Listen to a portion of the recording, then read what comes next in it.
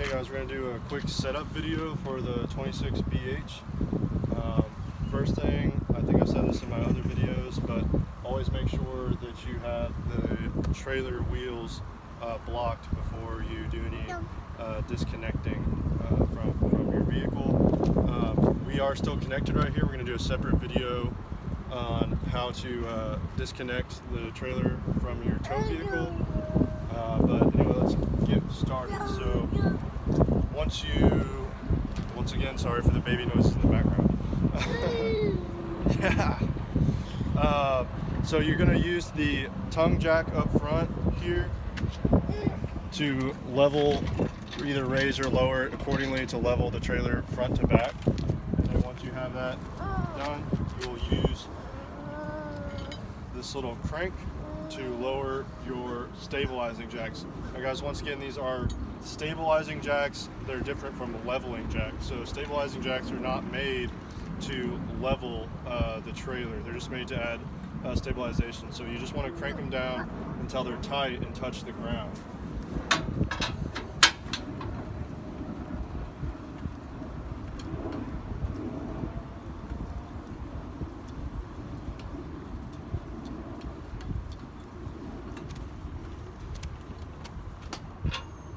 Okay, so once they're nice and tight, then you're good to go. You don't want to try to actually completely lift the trailer off the ground with the jacks. And there's one of those on all four corners. I'm not going to show you all four, but it's the same process for each one. Then to hook up your water, you're just going to hook up your water hose like you normally would, and then thread it right into this port right here that says city water connection.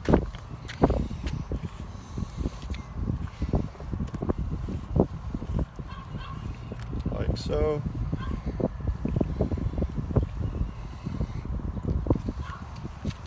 And over on this side here, we have our electrical hookup. So this just plugs right in through this square cap right here. Just like that, and then you will tighten it down with the union there.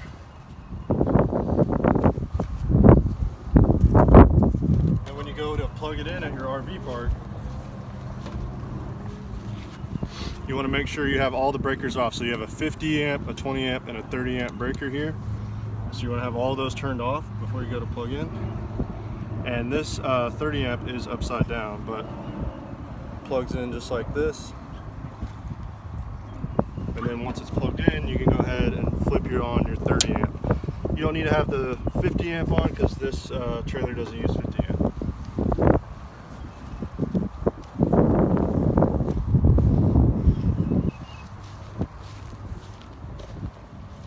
And I'll show you guys how to operate the steps. So this first step folds up like this, and then it kind of lifts up and swivels back.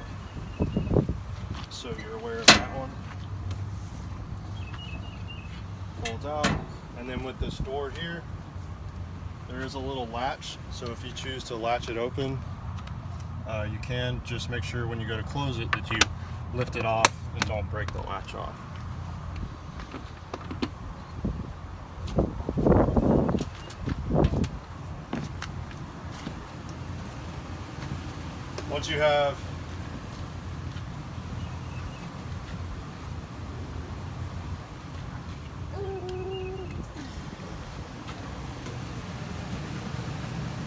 Once you have your water and electric hooked up, then you can go ahead and start plugging everything on the inside. So here you have your water heater.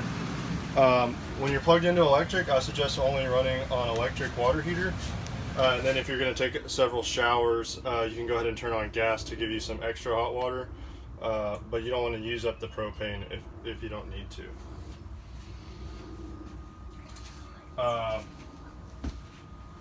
Yeah, for the lights, there is a light switch right here, which will turn them all off and on in the living area. And then once they're on, you can turn them off or on individually with the little button on there. For the stove, you just turn it to light once you have the propane on. and hit strike, and it will ignite the stove top. The oven you will turn to pilot and press it in, and then I don't have a lighter on me at the moment, but you will ignite the pilot light in the back once you press in pilot.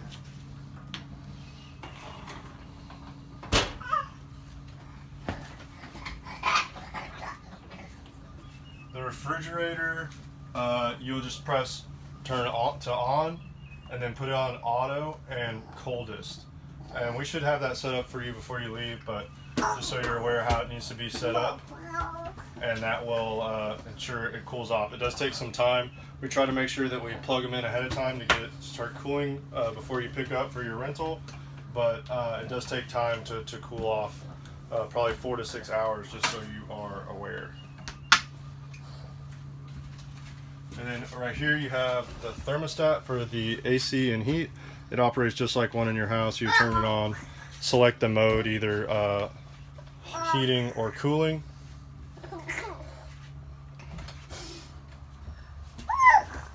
And then in here we have the restroom, which just operates pretty much just like normal household restroom. The main thing is just to only use RV toilet paper in the toilet, and it is a foot pedal. So if you put it down like halfway, just push the pedal a little, it will fill the bowl with water, and then if you push it all the way, it will do a full flush.